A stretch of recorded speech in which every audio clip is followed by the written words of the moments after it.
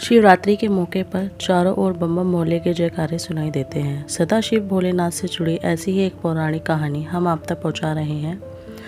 क्या आपको पता है कि भगवान शिव और पार्वती की शादी का गवाह कौन था, जहां पर शिव और पार्वती ने 7 फेरे लिए थे?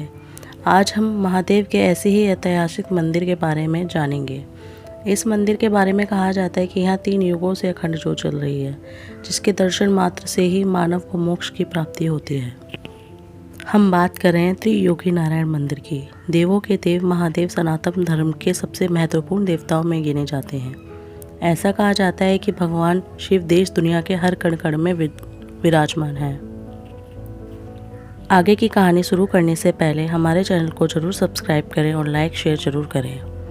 वैसे तो उत्तराखंड में कई देवी देवताओं के निवास स्थल हैं, फिर वो पंच केदार हो या पंच बद्री हो या राजश्री के कई शक्तिपीठ। यही कारण है उत्तराखंड की संस्कृति में धर्म कर्म की छाप साफ दिखाई देती है। उत्तराखंड में पांडवों द्वारा निर्मित कई मंदिर हैं। पुराणों के अनुसार कई मंदिरों का निर्माण भगवान के अंगों से ही हुआ है। पर क्या आपने एक ऐसे मंदिर के बारे में सुना है जहां शिव और पार्वती के विवाह के साक्षी स्वयं विष्णु बने थे? यह मंदिर है विष्णु का त्रियोगी नारायण मंदिर। उत्तराखंड के रुद्रप्रयाग जिले में सोनप्रयाग से 12 किलोमीटर की दूरी और समुद्र तल से 1980 मीटर की ऊंचाई पर त्रियोगी नारायण मंदिर स्थित है। सोनगंगा व मंदाकिनी नदियों के किनारे स्थित यह मंदिर भगवान विष्णु को समर्पित है। चारों ओर से हिमालय की सुरम पहाड़ियों और हरे भरे खेत खलिहानों के बीच स्थित यह मंदिर देखने में बेहद ही खूबसूरत लगता है। कहते हैं कि इस मंदिर का निर्माण आदि गुरु शंकराचार्य ने किया था। त्रियोगी नारायण मंदिर को स्थानीय भाषा में त्रिजुगी नारायण मंदिर के नाम से भी जानते हैं। वहीं इस मंदिर में वर्षों से जल रही अग्निकुंड के कारण त्रियोगी नारायण को अखंड धुनी मंदिर के नाम से भी जाना जाता है।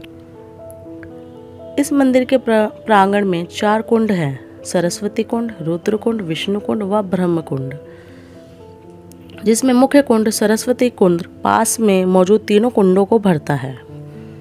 देखने में त्रियोगी नारायण की बनावट केदारनाथ मंदिर की जैसी ही है। इस मंदिर के बाहर एक यज्ञ कुंड है जो दीर्घ काल से जलती आ रही है। मंदिर के भीतर विष्णु भगवान की प्रतिमा के साथ साथ माता लक्ष्मी व सरस्वती की प्रतिमा भी सुशोभित है। पौराणिक कथा के अनुसार जब माता सती ने अपने पिता प्रजापति दक्ष के यज्ञ में भगवान शिव का अपमान हुआ तो उन्होंने क्रोधित होकर यज्ञ कुंड में अपने शरीर की आहुति दे दी। इस घटना से भगवान शिव बड़े क्रोधित हो गए और उन्होंने दक्ष का मस्तक काटकर तांडव करने लगे। जब सबके आग्रह पर भी उनका क्रोध शांत न हुआ तो देवताओं ने भगवान विष्णु से उन्हें शांत करने को कहा। भगवान विष्णु के कहने पर भगवान शिव का क्रोध शांत तो हुआ और उन्होंने दक्ष को जीवन दान देकर उसके धड़ पर बकरे का सिर लगा दिया। तब से हरिद्वार के कनखल में दक्षवेश्वर नाम से महादेव के रूप में शिव की पूजा होने लगी।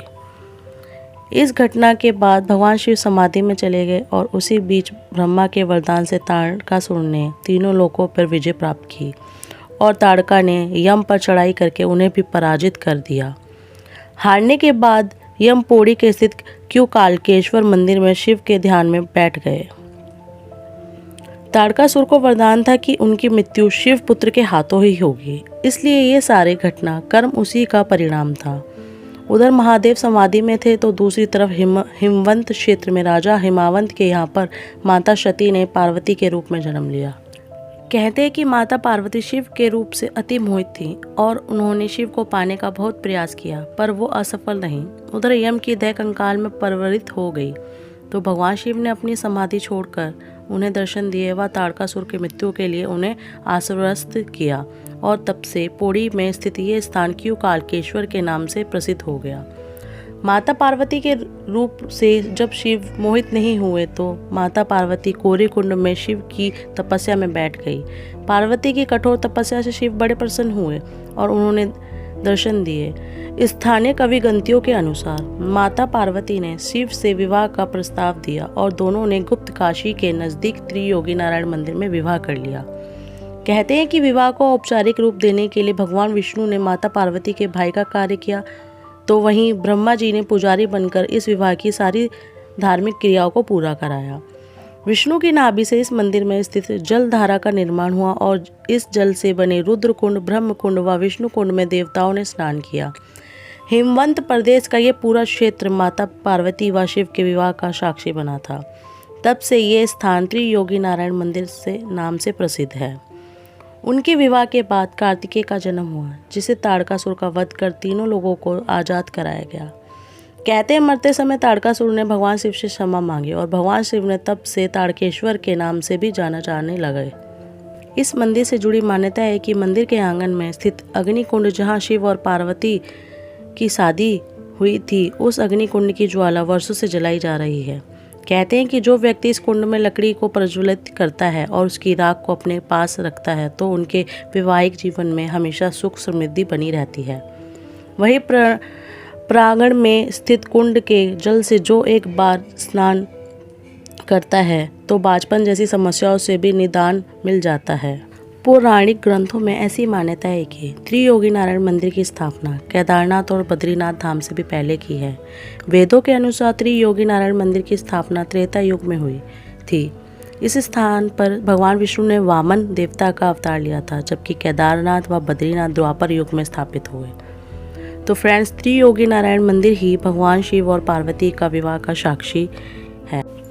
इसी तरह की और भी कहानियाँ सुनने के लिए हमारे चैनल को ज़रूर सब्सक्राइब करें। आपको वीडियो कैसी लगी लाइक करें, कमेंट्स करें एंड शेयर करें। हर हर महादेव।